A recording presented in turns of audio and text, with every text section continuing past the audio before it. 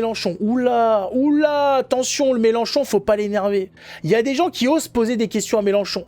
Mélenchon, vous le savez, on sent que c'est un enculé, mais pas fini. Il est pas fini, et que si un jour il avait le pouvoir, ça se passerait mal. Parce qu'il a comme ça cette fibre un petit peu de ce type qui s'est fait malmener dans sa vie, à qui on a rappelé que c'était un attardé mental et qui a envie de se venger. C'est l'attardé mental qui a envie d'accéder au pouvoir pour se venger des gens. Des gens qui ont mieux réussi que lui, qui ont pas sa sale gueule. Et vous allez voir qu'il est énervé. Non mais restons sur l'antisémitisme 2 secondes, parce que ça vous colle au basque, vous voyez bien. Non. Régulièrement, ça revient. Mais regardez. Ça revient. Oui. Alors, juste une chose. Non, mais attendez. Regardez ce que vous êtes en train de faire. L'extrême droite accuse, puis ça monte dans la sphère Bolloré. Puis tous les gentils, comme vous et les autres, disent « Ah, quand même, il y a un problème ». C'est-à-dire que vous nous... Faites attention aussi, cet homme est issu de la franc-maçonnerie. Les mots qu'il emploie, le dialecte qu'il a est très important. Prenez bien note des mots qui sont choisis par Monsieur Mélenchon. Les gentils, tout ça, voilà. C'est quand vous avez une connaissance un petit peu de certains champs lexicaux, de leur signification un petit peu ésotérique, vous saisissez un peu plus le langage. Recoller la pancarte.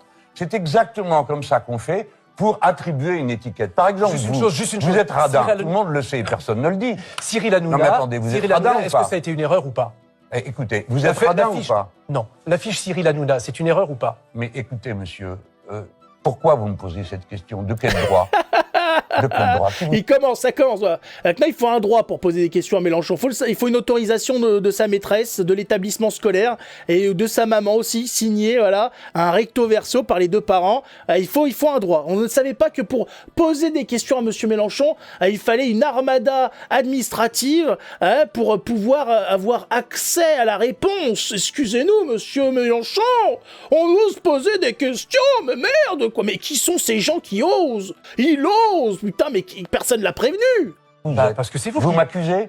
Est-ce que vous m'accusez? Pas du tout. Alors, taisez-vous. Vous êtes en train de continuer une campagne qui a démarré à l'extrême droite. C'est l'extrême droite, bien sûr. Alors, attendez. Donc, maintenant, on demande à l'extrême droite ce qu'on peut publier ou pas. Heureusement qu'il n'est pas présent. On aurait eu un journaliste de comme moi. la mienne, ne peut pas être caricaturée. Moi, je suis caricaturé continuellement. Vous voulez que je vous montre les caricatures de Charlie Hebdo? Et ça n'est pas de l'antisémitisme. Le reste, on s'en tape de ta vie. Là, vous avez vu un petit peu comment il est énervé, le monsieur, hein? Taisez-vous! Oula! Il sort le doigt et tout, hein. Le doigt qui lui a servi à se gratter la nuque juste avant. Ça sent pas bon sur le plateau. Il est énervé, hein, ouais. Comment osez-vous me poser des questions, monsieur?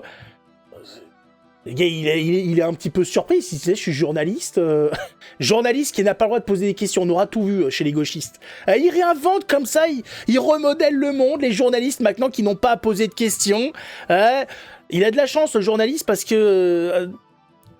sous certaines époques, il aurait disparu très rapidement. On l'aurait même plus revu sur les photos de famille.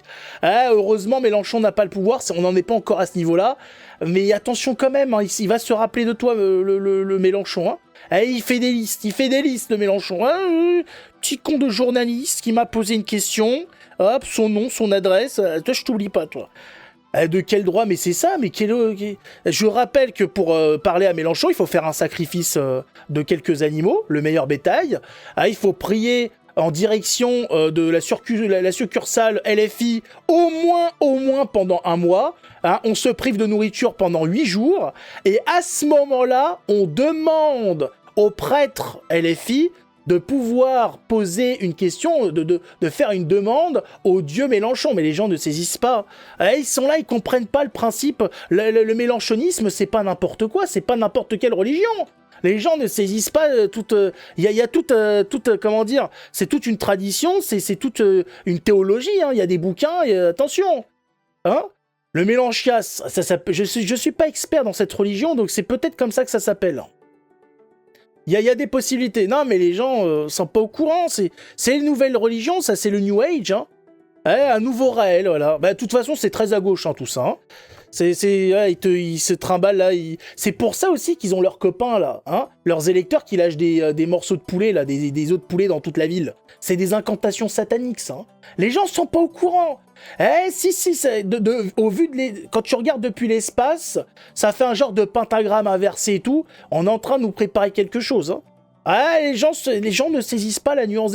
Il faut relier toutes les informations entre elles. Hein, les bouts de poulet, la sale gueule à Mélenchon, le droit de lui poser des questions ou pas, et après tu commences à comprendre le film.